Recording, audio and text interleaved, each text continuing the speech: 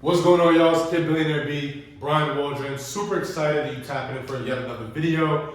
This video is going to be a little bit special. Well, they're always special, but this video is going to be a little bit different, kind of more into the nitty gritty of things. If you are a new event space owner, this is one of the number one problems that I see all the time, and it's when people overspend on build out. And I'm guilty of this. My first location, the Fulton Studio, back in 2018, I was 22 years old, and I literally spent $30,000 on a brand new location.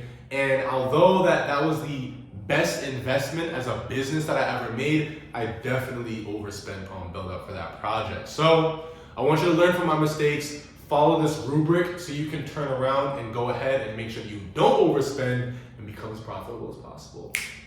Yeah, let's get into it. So we got 3 steps real quick. So if you are building out your event space, these are 3 things that I really want you to pay attention to so that you don't run into the same mistake and you have as much money left over in your pocket to invest into marketing, invest into building your brand, investing into learning new skills so that your business can flourish and grow, right? So one of the first things that you want to do is you want to set a budget, right? Ideally, when people ask me, Brian, how much does it take to go ahead and start an event space business?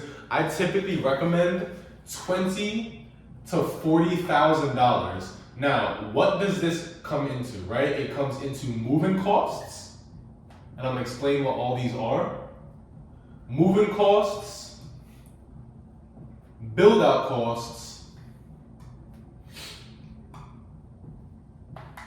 and furniture, okay?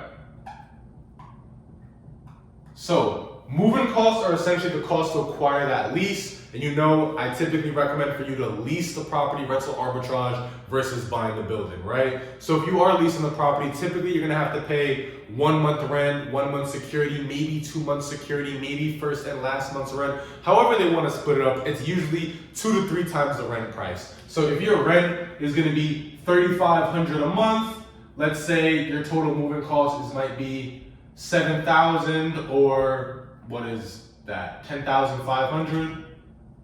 Okay? So when it comes down to this, understanding your moving costs, if I know that my budget is $20,000 to $40,000 and I have to pay $10,500, let's start here, right? Now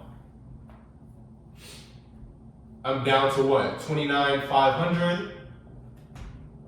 So the landlord has already gotten their piece. They got their moving costs, okay? Now I have my keys, I'm inside my building. So now I know I have $29,500 to go ahead and get my build out costs done and my furniture done. And if you're curious as to how we get this money using none of our own money, watch my last video where I dropped how we fund our event spaces, no money out of pocket, okay? So now I know that I have to build up and I have to get my furniture. Now that leads us to our second step, which is to know what's important. Whenever I'm building out a venue or I'm showing somebody how to build out a venue, what we do is we look at something called the minimum viable product, or MVP. Now an MVP is essentially, we're starting our venue off real small, real smooth, and I don't mean small in terms of size, I mean small in terms of amenities. I'm not going in, putting in the fanciest furnishes, the fanciest finishes, the fanciest floors, tiles, bathroom, whatever the case may be. I'm not doing that because I want to make sure that I have enough money left over to last me the next couple months, where I'm then going to turn around and get to stage 3, which is pre-sell, okay? So when it comes down to my build out costs, one of the 3 things that I'm focusing on where I know what's important is floors, lighting, and walls. That's it. Those are the 3 things that I'm focusing on. My floor, is my floor presentable? Is my floor good? My lighting, is there good lighting, party lighting, mood lighting? And then my walls, do they look clean? Are they all white? Are they a certain color if I'm going for a certain theme? You feel me? Now when it comes to floors, I know this is a common question that a lot of people have, so I thought I'd list out basically the most popular types of floors kind of based on finish or by affordability or whatever the case may be. So I like to look at it like this. If money is absolutely no object, you got a nice big budget, you really want to tee up, you feel me? One of the first ones that I'm going with is porcelain.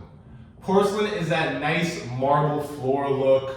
You don't have to wax it, you don't have to buff it, very easy to maintain. Only thing is that you do have to be careful, so because when it gets wet, it does get very, very slippery, so make sure that insurance is busting, right? After porcelain, if you want to take a step down, I'm gonna go ahead and look at ceramic tile. Porcelain you could probably get for maybe like $2 to $3 a square foot. Ceramic you can get for maybe 49 cents to maybe $2.50 a square foot if you really go like some nice super ceramic. But honestly, you can get some real nice ceramic from Home Depot or from like a local depot for 49 cents to $1.25. You know what I'm saying? The only thing with ceramic is that it does get dull, so you will have to buff it if you really want that nice luster. But overall, it gets the job done. It's a hard stone. It'll last the test of time, right? After ceramic, number 3 is definitely laminate tile or LVT. This is kind of the gold standard for venues. A lot of venues that are going for the MVP look, they'll go for the laminate tile. If those who don't know what laminate tile is, it's the one that looks like hardwood, but it kind of has that interlocking system going on. So typically what they'll do is they'll put an underlayment like that bubble to kind of give it that lift, and then they'll do the interlocking tiles, they'll knock it in, and then boom, you have your laminate tile, right? I'm looking at my apartment and it looks like it's laminate tile, but I'm not gonna move the phone right now. But that's kind of like the gold standard for venues.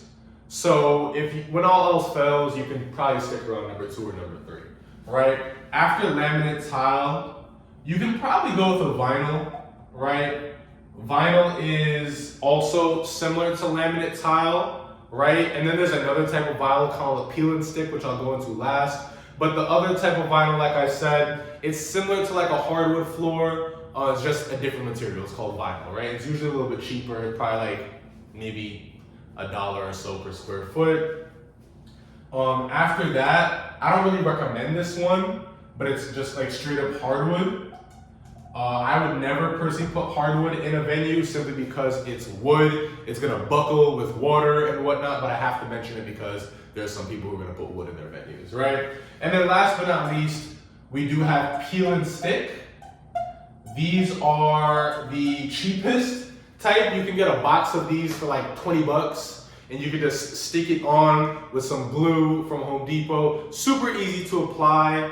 Super easy to break, super easy to fold. It doesn't look very good, but if you are super adamant on doing a hell of an LMVP and going super cheap, peel and stick, or if you want to just cover an area that probably isn't that much traffic, maybe like an extra storage room or something, peel and stick is perfect for that. Like I remember my second venue that I built out Ashford, we had a kitchenette and we just put some peel and stick in there because it's just really for utility use, right? So those are the 6 different types of flooring that we usually go into or that we recommend or that people consider. Next, when it goes into lighting, lighting is, honestly, if your venue already came with some decent lighting, like it has the hi-hats, recessed lighting, or it just has like maybe some chandeliers, or even the drop ceiling. I love me a drop ceiling. I don't know why people hate on it, but I personally love me a drop ceiling.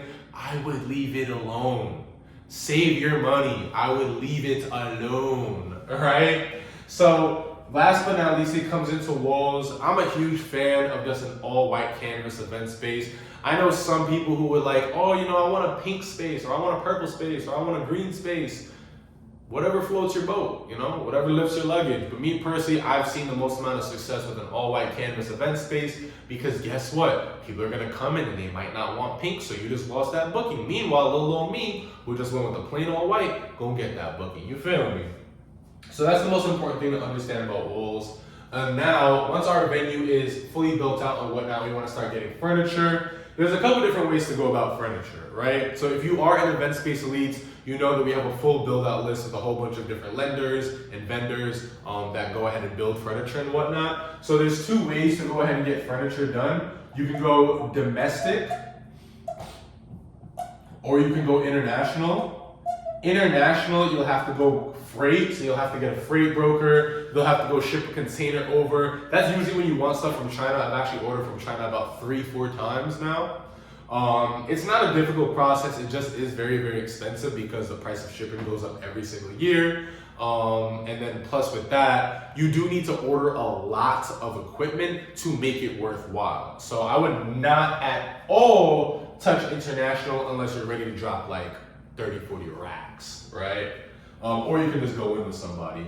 Domestic is cool. Like I mentioned, if you are an Event Space Elites, you have our full vendor list with everything, all our vendors that are nationwide, that deliver, that pick up, whatever the case may be. We have in our vendor list, we've got tables, chairs, you name it, thrones, whatever the case may be. Like almost every single piece of equipment that you would need for your event space is in that vendor list. So if you are an Event Space Elites, you have access to that. If you're not an Event Space Elites, man, you should join Event Space Elites.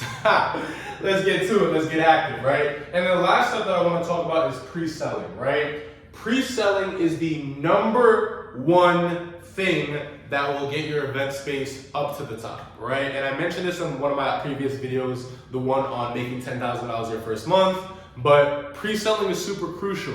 You want to absolutely pre-sell your venue. How do you pre-sell your venue? Well, let's go into it right quick. Number one thing with pre-selling your venue is you want to have brochures listing out your packages ready to go. You want to have a blueprint.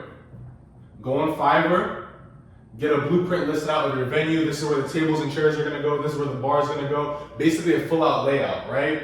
Number three, start generating traffic through ads, organic content, right? And organic content.